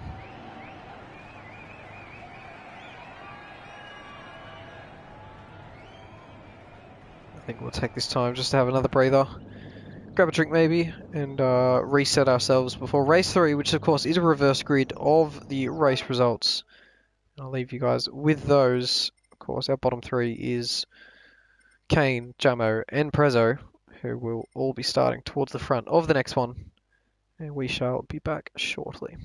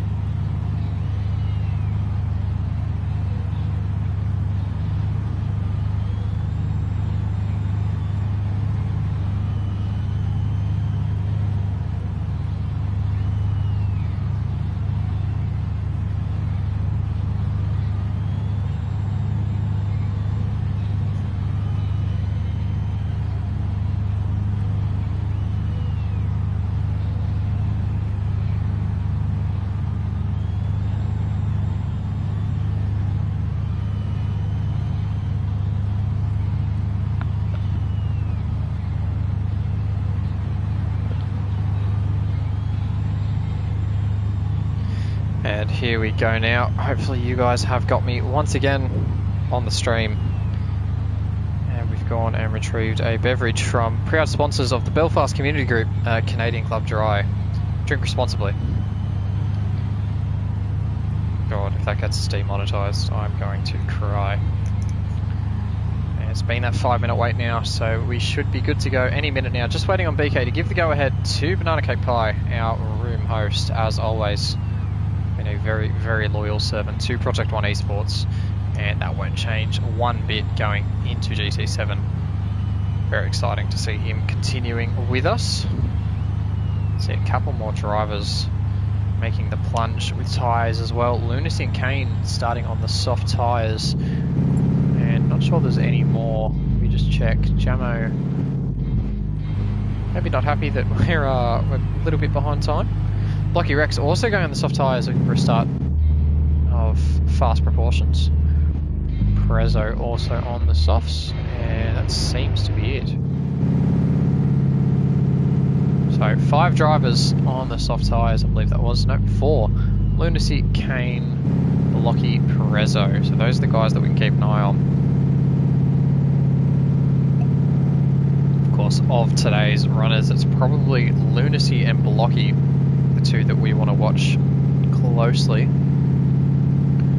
And I'm not sure if we're having some lobby issues here.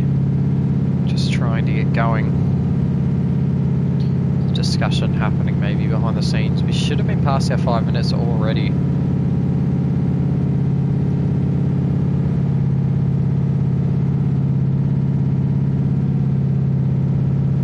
And there was a few issues with lag and lane being discussed. Nothing serious though, nothing major that needed to be addressed this round. We did see a bit from him. Didn't seem to be affecting any of the racing though.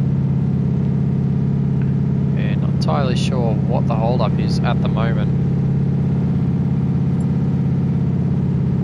And maybe a last-minute quick entry check from these guys. Dynamite starting it off. Is BCP maybe not back at the moment?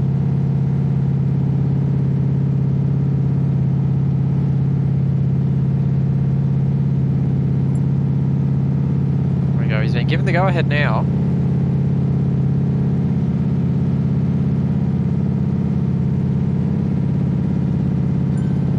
There we go, finally kicking it off. Banana Cake Pie with the final race of the night. Another 12 lapper with a 3-lap tyre minimum. And of course the final race at Maggiore GP in GT Sport history. Wow, what a moment. What a moment for Project 1 eSports. It will be the Stone Towel Prezzo, team owner of FP Autosport, who's going to lead us off the grid for this race. Jamo leading the Revo charge on the front row as we accidentally go over to our PlayStation screen there. Here we go, we are ready. We are about to be racing. Prezzo here, building the revs on the soft tyres. Jamo, the fast starter in P2. Who gets the better start? They are going now. And Jamo gets the better launch there from P2. Jamo into the lead in the Ford GT. As they pile now into turn 1. Kane going real deep there. Is Kane going to pull that up? And it didn't look like we had anyone going wide, but Jamo 8 tenths now to the good over Kane, who manages to come out in P2. Kane as well, who was on the soft tyres and has got a really, really nice start there for the racing division. Jamo sliding it there through turn 4, who is on the medium tyres. It's important to remember as well. So normally you'll see the front runners going onto the softs for the second race. Beg your pardon, it's the guy starting towards the front of the grid going to the softs, with Jamo going for an unconventional strategy and starting on the mediums. And tell you what, with this start, that might just work for him. This has been a very, very tidy start for the Revo Satellite Racing driver, who still leads them, coming up now into the rhythm section and onto the back straight. Kane, though, has a great run. That was Dynamite stepping slightly wide in behind in the slipstream of his team owner, the Stone Towel. These guys are all line of stern coming into the bowl section. Who's going to step out? Who's going to make a dive? You think maybe Kane's going to be late on the brakes here. Looks for the move. Oh, that's a huge charge there for Kane. And puts them both in the gravel. And Kane spins it. And that's Kane gone. Kane has plummeted all the way to the bottom. And And that'll be the end of Kane's night as well. But it is Prezzo actually who stepped into the lead on the soft tyres. That's a free kick there for FB Autosport. Jamo and Blocky have ended up second and third, and that's unfortunate for Jamo to have lost the lead there after the move from Kane. But Blocky as well, who's benefited greatly from that P3 on the soft tyres, and he'll be hoping to get past Jamo as quickly as possible, probably down into turn one here, or even sooner if Jamo continues running wide like that. Blocky there giving him a bit of a touch-up. Those cars really bunched up now in towards P7 and 8. Dynamite as well in there on the medium tyres, who is just going to watch Blocky drive away from him now. But his race with him will come a little bit later. You see now into the background, it's Lane who's got a 4th penalty at the moment, sandwiched there in with Stingray and Texas. Lunacy there, and BK also getting a part of it. Orphan Drop just watching it behind. These guys are playing for keeps right now. We'll just go in behind here and see. Oh my god, that is Chaos is curving. Just holds on to it. I thought we were going to lose him there. He steps off, and that was another car into the wall actually. Who we got there? Oh, that's Wags. Wags there into the wall, and he's rotated again. I think we're going to step off Wags before we embarrass the poor guy a bit more. And it's not exactly the GT round that Wags would have wanted after that really strong Mazda podium. We will continue with this absolutely chaotic battle right now though. Can see as well towards the top. Dynamite stepped up into P3, relegating Jamo to P4, and that's the soft tyres versus the medium tyre. My apologies actually, they're both medium tyre runners. But if Jamo can get a good run here, I don't think it's going to happen. Blocky though diving down the inside there of the Stone Towel and takes the lead of the race. Stone Towel, oh there's contact there! Oh, a huge contact, and Prezzo's gone into the wall. Oh, that was massive. Wow, what's happened there? There will be a lot of talk about that one, because Prezzo's actually let him by and then got in the run, and they've just ended up clipping onto each other. Oh, that is really awkward stuff there between Blocky Rex and the Stone Towel.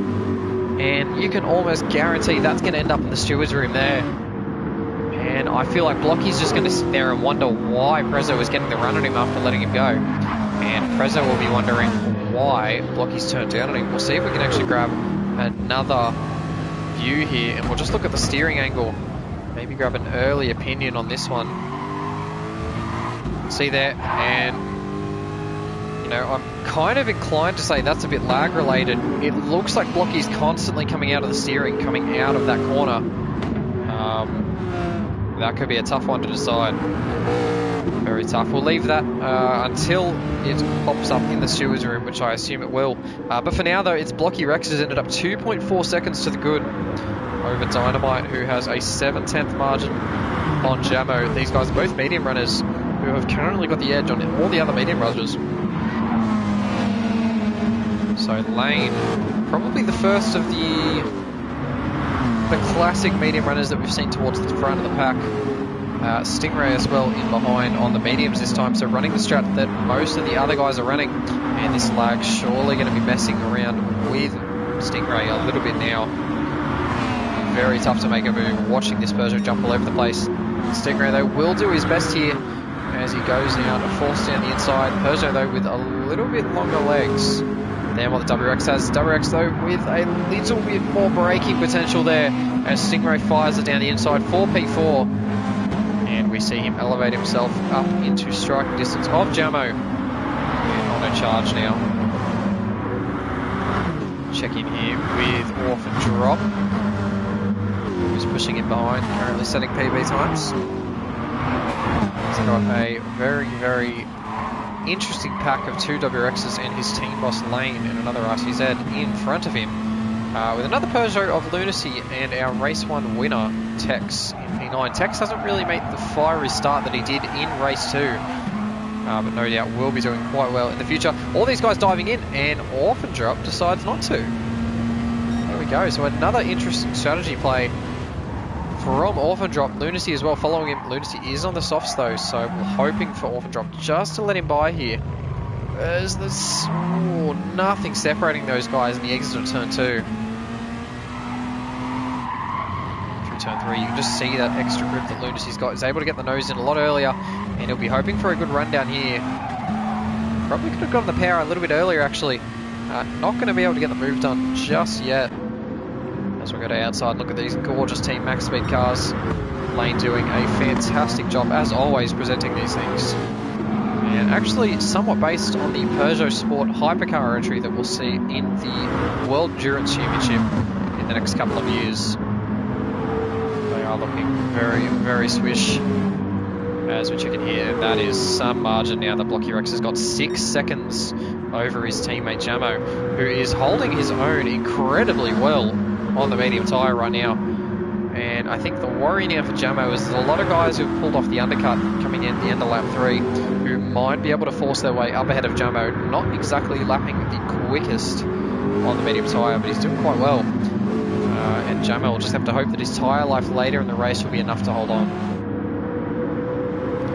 You'd assume that it would be in this lap for Jamo, as well as Orphan Drop and Lunacy. Lunacy's just being hurt by this, constantly being held up by Orphan Drop and Jamo. And it's not good for his soft race at all. At the moment it's 7.1 seconds between himself and the next soft runner up the road.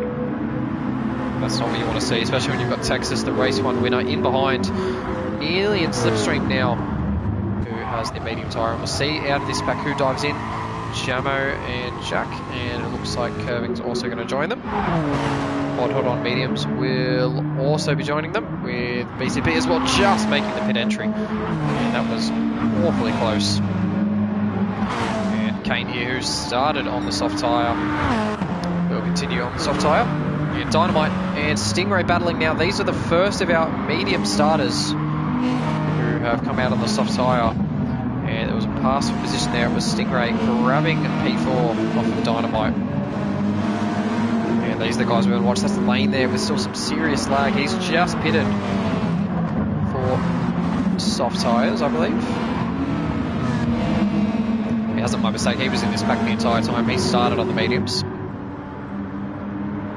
BK as well in a similar boat following these guys. Jack and Curving, who were two of the guys we were watching from that earlier pack, have come out P8 and P10. Not exactly where they would have hoped. Botthot as well, P12. So our championship leader coming into this round, I think I can safely assume he's not going to be the championship leader for much longer. Probably gone already. Bit of a corner cut going on there on the inside. See if he picks up anything for that. And there won't be a caution there for the FP Autosport driver. Maybe a bit later. Stingray here, who we see here now, he's dispatched of Kane. So up into P3 goes prying Stingray. And Kane now will be slipping through the auto. He's still got a couple laps to go on these soft tyres. Hasn't really made the best of them though, and he's going to have a lot of interesting battles now with the cars coming through. Dynamite, the first of those in this very bright Hyundai. And it looks like Dynamite's looking for something early. Around the outside here, this is not a common move now. And maybe Kane will just sidestep him. No, they're going to fight it. Contact at the apex. Kane doesn't want any part of it. And he's just slipped in behind there. Lane the next to have a piece of him. And he's going to go for the outside there. In the grass is Lane. But this will give him the inside for turn 2. Out brakes the driver on his inside. And BK follows him through as well. Very tidy move from BK. And Kane is just being sucker punched left, right and centre. Just go on board here. There's an absolute swarm of cars everywhere around. And I wish we had some kind of swindle that we could see. But we can see now it's the man who was P2 in the championship in behind him, P8. He'll be the next one to try and come through. We'll just go on board with him. Now Peugeot with a very different note to what the Evo was giving us. Both turbo powered, of course. And that's a much better line from Jack there. He's able to pull up to the back of Kane, the number 4 driver, and make something work. Interesting. It's actually Kane's first ever season running the number 4 in Project 1. He was previously number 42. Number 15 actually. Number 42. No, I'm confused. Regardless, it was Kane who, yeah, he was number 15. And now since picked up the number 4. Interesting, right? As we see now, that move being made by Orphan Drop. And there's been a change up at the front actually. That's Lunacy. No, it's Lunacy still pushing through on his soft tyres. And probably on for some low 56s at best is Lunacy, with Blocky still lapping in the high 55s. And that's a very credible pace from Blocky there as he steps a little bit sideways. And he's got a nice margin at the moment to the rest of the field. And into the low 56s now goes Blocky. Using his tyre a little bit more though than Lunacy, who pits very early on lap 6, so he's in no man's land at the moment actually. His soft stint's been heavily compromised by being in traffic, and he's just kind of going to run his mediums really long. Kind of left in an awkward situation is Lunacy, and we'll have to keep an eye on where he now comes out.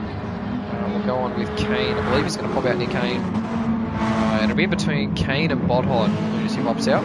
On fresh mediums, it must be said, but mediums at that. So this is going to be a very interesting race now for our Season 2 champion, who is going to have an interesting time of things going forward in this Peugeot RCZ. Welcome back to Project 1 GT, Lunacy. This is a trial by fire for race 3. Looks things. Blocky now will be thinking about the pit stop. He's seen Lunacy come in now. He's got Stingray's gap. 15.8 is the gap now to the car in P2. This man prying Stingray, car 78, who has been reunited with BKXI, the Kennedy Motorsport team owner. And these two nearly won a championship together in season, I'd have to say season 3 or season 4. Which, actually, my mistake, that would be the season that Lunacy won his championship, because it was an inter-team rivalry between Stingray and Lunacy that led to Lunacy's championship. Very, very close. Very close. Got now a 3-second margin back to Lane, who's got Dynamite all over his rear. And Dynamite, of course, was a driver for Team Max Speed last season. And there's going to be no love lost here between the ex-colleagues, ex-teammates, and still a bit of lag going on from Lane. Dynamite fires down the inside. That burns a bit of a penalty as Lane, and he's out in the weeds again. BK now has to slow it up. This is getting awkward here. And Orphan drops around the outside now. Is there going to be a touch now? BK on Lane gets that one done. And Lane is being swallowed here from all kinds of directions. And looks like Lane's just burning that penalty and letting his teammate by. And letting Jed by at the same time. And it's Tim-Ant now who's going to find himself on the back of the Max Speed team owner. This pack's going to heat up a fair amount. Blocky still has to pit. And that'll be the one that we're really closely watching. With Blocky Rex, the Ford GT, coming up now midway through Sector 2. Still lapping with considerable pace at the moment, only in the the low 56s, but all the time Stingray's taking time out. That was a 54.4 from prying Stingray. He is pushing this WRX incredibly hard. These are impressive lap times, to say the least.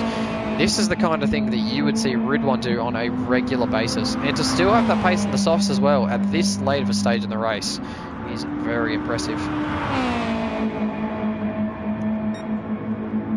Lap 5 he did his 54.4 on.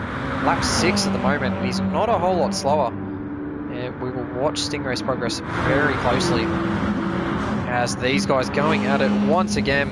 And look at this coming into the bowl. That's Orphan drop down inside of BK. There's a bit of contact there, curving, looking to get all of them in one go. He's definitely dispatched BK there, who is in an awkward spot. And curving's going to have to be around the outside. He's still got the nose in it. Has the inside line now for the next 2 corners. Next 3 corners, actually. And curving Texas takes the spot there from BK. And hooks it into the next corner. Orphan drop. Trying to get a bit of a go-ahead now on to Dynamite 296, who is the next driver up the road. Blocky has pit now from the lead of the race. This will be the interesting one. Blocky Rex now into the pits to put on the medium tyres. We'll see now in the background when prying Stingray, he's actually passed him now as prying Stingray. So Stingray coming now into the braking zone of turn 1, has the lead of the motor race with Blocky 1.3 behind. And this will be interesting now. What kind of pace has Blocky got in these medium tyres? He's probably gone a little bit slower than he would have liked, and it might have cost him this lead so far. No, the softs on that WRX aren't bulletproof. They will eventually fall off. And if Blocky can be there when they do, this could set up for a mega finish towards the end. Of course, Blocky has curving Texas in P5. for support. If he can get himself up there, he's trying to get himself up alongside Orphandrop there. And it makes the move stick. Orphandrop normally a lot better out of the bowl section. Can't make anything of it this time by. And Curving might be in a great position here just to get the move done on Dynamite. As we've seen Dynamite in the Genesis, a very worthy opponent to the GT in a straight line, but nothing. Oh, it's Dynamite there's run really wide. Dynamite through the grass, there's going to be a huge incident here. And he somehow, oh, he's taken out Jack. Oh, Orphandrop in the wall as well. Oh, that was a huge accident there. As we'll just go in behind, if we can grab onto... We want Lane's view here, actually. Maybe BK's. It's just Dynamite. He's running wide the entire time, and he just keeps the foot in. Oh, and tags Orphandrop on the way through. Oh, that's terrible luck there for those guys. And where is Orphandrop? We can see Dynamite there with massive engine damage and front damage, and Orphandrop as well with engine and rear damage. That is a massive shake-up to the championship standings. Huge, huge change-up. And one thing that I'm not sure will be changed up is Stingray's lead at the moment. He's edged that one out to 2.1 seconds. 55.1 that time by. Not sure we'll see anything like that from Blocky. And it's Curving Texas, who's inherited P3. He's avoided all the carnage and put his 4GT up into the podium placings. Lane as well, who managed to avoid that. And he has put it past on BK in the last lap as well. So great stuff there from Lane, who puts the French Group 3 car up ahead of the Japanese one. Yeah, BK trying to fight that one back. He's got a bit of a nose in there and tries to hang around the outside here, and there's nowhere really to go. Ends up on the curving and with a slightly worse run as well. BK, who's going to have to concede defeat here and doesn't poke the nose again at the bowl. And these guys with not a lot of racing left to go. And we'll just check back here with, it's these guys I want to see. Wags, who's just gone off the track actually. See if we can see what's happened there. Oh, is he's just, I believe he's done that all on his own. Don't think there's anyone behind him. Interesting. Now these two fighting away, Wags and Dynamite. And it was a bit of contact there actually. Wags, he heads down the hill. Dynamite for company. And I think this will be a round to forget for Mr. Dynamite, who has chucked on some fresh soft tyres. And he has actually completed his minimum requirement, so he's allowed to do that. Check in with Orphandrop, just make sure he has as well. That is, yep, that's definitely the minimum amount of laps done. So it might be the fastest lap here that we could see for Orphandrop or Dynamite. But it won't be a race win. It definitely will not be a race win now, as we see Prying Stingray now. 2 laps to go here for the Kennedy Motorsport driver, and he's unleashed a bit of red hot form now on a night where he definitely needs it. Haven't exactly seen the best of Stingray for some time now. He's been in and amongst it, and trouble just keeps finding him wherever he goes. So it's really nice, I feel like, for a lot of people to see, no more so than himself, of course, and his team owner, Bailey Kennedy. Nice to see him return to the top 7 podium, should these last 2 laps go smoothly. He's currently sitting P9, my apologies, in the standings. Got a second in the reverse grid race at Dragon Trail. And I think this would be one better. So you got the top step at Maggiore. Back here at Blocky Rex, who has also not had the best time of things. Didn't get to start his Le Mans race, which has actually left a massive, massive dent into his title charge. Before then, he was actually sitting a very tidy P4 in the standings. And this has really hurt him. One person who hasn't hurt, though, is Curving Texas, who, from the looks of things, is going to be recording a triple podium this round. And he would be the only person, I mean, obviously we've only had the 2 rounds, Dragon Trail Sprint and the Le Mans Enduro, be the only person other than Orphandrop to receive a 100% podium record for a round, other than Le Mans, of course, which only has 1 race. And I think Mr. Curving Texas would take that very nicely. Notably a 2-3 in the teams championship, which we haven't even touched on tonight, mind you. It's FB Autosport who actually have a very convincing lead over Team Max Speed. And then a very small gap back to Revo Satellite Racing. And I just get the feeling we might have another balance shift in the teams championship coming into next round. Team Max Speed haven't exactly had the greatest of rounds. I feel like Revo and Kennedy Motorsport could even be the standouts, as we've now taken the white flag, if this were NASCAR, and stepped into the final lap of the race. And it looks like our battle to the finish will be Lane and BK battling for P4. Both these guys looking to capitalise on what has been a relatively strong round. Overall, Lane, of course, has picked up a podium in the first race at Dragon Trail, and BK yet to record anything better than 5th, so he's currently sitting in an equal season-best record position, but I don't think he'll be particularly happy with that, although his tyre life might not let him say anything more about that. Pretty spent front tyres, and he has not exactly treated those Firestones with a lot of respect. We see him now. He'll get a nice run coming through the S's section and onto this back straight. Still Prime Stingray well out of the front as BK dicing with danger there. Did not want to run it any further wide than that. And very sketchy stuff there from BK, who's got this run still. And BK's going to pull out of the slipstream here and dive on Lane and backs out of it, interestingly. So BK not wanting to get anything done on Lane just yet, but I can't see another good overtaking opportunity. See, maybe he's thinking of this right-hander coming down the hill. BK might focus on his run here and has done so with perfection. And here he goes, he pulls out of the slipstream now, fires down the inside, and there's contact there. He escorts Lane wide.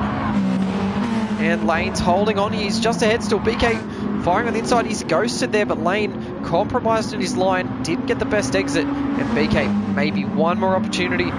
Looking out, a Prying Stingray who takes the checkered flag. Going to be Blocky Rex for Revo, who spins it across the line nearly for P2, and P3 will go to Curving Texas. Here's P4 in the over lane. Here comes Tim out of nowhere. They've all got penalties though, and it's going to stay as is. So Lane at P4, BK P5, Tim at P6, Lunacy P7, Banana at P8. It'll be Bodhot that takes P9. Jamo will come across the line for P10, with what has been a pretty consistent round for him, really holding up the Revo name and doing well to try and bring them back in the teams championship.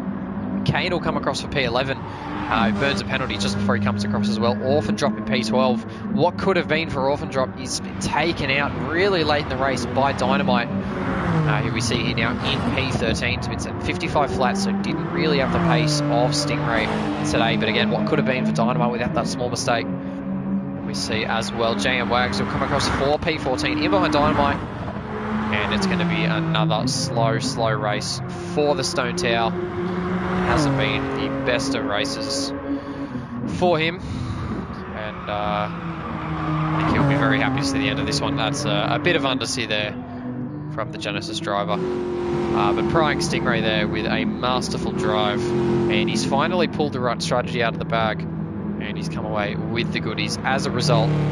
It's Prying Stingray, so very, very nice to see him on the top step of the podium. And of course, with a bit of a biased viewpoint, a 2-3, oh, that's fourth, 2-3 for the Revo boys of the Big Burly 4GT is very, very nice indeed. And there we go, that rounds it out. That's our night of racing at Maggiore GP.